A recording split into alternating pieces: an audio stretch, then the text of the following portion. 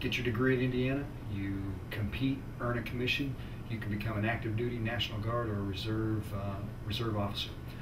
For example, our current senior class of 19, 16 of those 19 seniors are active duty commissioned officers. 16 got their #1 choice branch and service after they graduated from ROTC and from Indiana University. The other 3 are National Guard and Reserve officers by choice. Balancing school and ROTC, it never really was that much of a problem. The way the program is set up, the curriculum kind of builds each year. The teachers here at IU, they're very flexible with your schedule through ROTC, and training through the ROTC, they're also very flexible, so both kind of mesh together pretty well. ROTC takes a lot of my time. Balancing them is a difficult task, and it's something that it takes practice, but you need to set priorities. Obviously the purpose of this is take a look at each phase of the operation: planning, preparation, execution, recovery. The cadre have helped me prepare to leave school by letting us know the ins and outs of the military. They've been giving me a lot of information. I branched aviation, and so our lieutenant colonel is an aviation officer, so he's been giving me advice and information on what to expect when I go to flight school, process that I'll be going through, and things like that.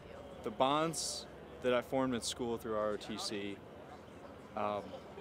will follow me throughout my career. There's no question about that. Most of us are getting stationed at the same post, so a couple of us will be seeing each other throughout our careers. I think that within our class, I think we're going to be talking to each other for years on past ROTC. All right, the squad leader. You have 2 squads in a patrol, so you have 2 squad leaders. They're responsible for what the squad does or fails to do. You guys have been working in 6 lanes, and you've been doing what squad leaders are supposed to do, but now you're going to have to work with the higher command that's actually going to be next to you. Usually it says PL moves with your unit, and that's just a TAC walking around with you and talking to you. This time the PL is going to be moving with both your units, and you guys are going to be working together, taking orders from him. Their senior year, they have lead in helping training and preparing the freshmen, sophomores, and juniors for the military leadership skills they will need to develop and demonstrate. The #1 skill is physical fitness. To be a leader in the military, you have to lead from the front. You have to set the example, and fitness is definitely a skill needed to be mastered. Our leadership development assessment course is kind of the keystone of ROTC. It doesn't really train on kind of real world tactics that are being used in Afghanistan and Iraq. It's more geared to evaluate the potential of a leader. The transition. The first thing that's apparent to you when you graduate from ROTC, you go from being a part-time soldier to a full-time soldier, particularly if you get active duty, where you're not trying to balance academics and for your free social time and military training. You go full-time. The biggest difference between being in school and in the service is going to be probably the schedule and the regiment and how routine everything gets. The time commitment. At school, your hours are pretty set. You have a set schedule. You go to school from 9 to 3. In the Army, it's not as structured as that. It becomes pretty clear those that can focus and execute on minimum guidance, i.e. what we call end state. You get the commander's intent.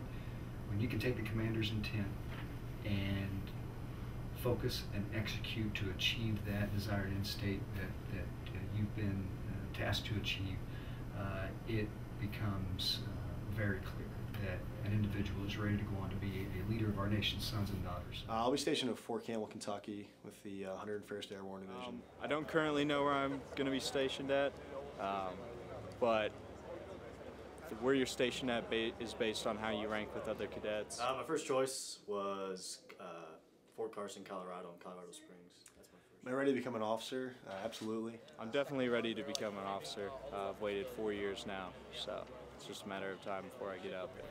If you had the opportunity to spend a day or a week in my shoes and have the privilege of seeing the strength of character, the discipline, the intellectual aptitude, the athletic capabilities of these youngsters, you would sleep very well at night knowing, regardless of what you see in the evening news, we within the Army, within the armed forces, are still getting the best and brightest our country has to offer to serve and lead our nation and our sons and daughters. So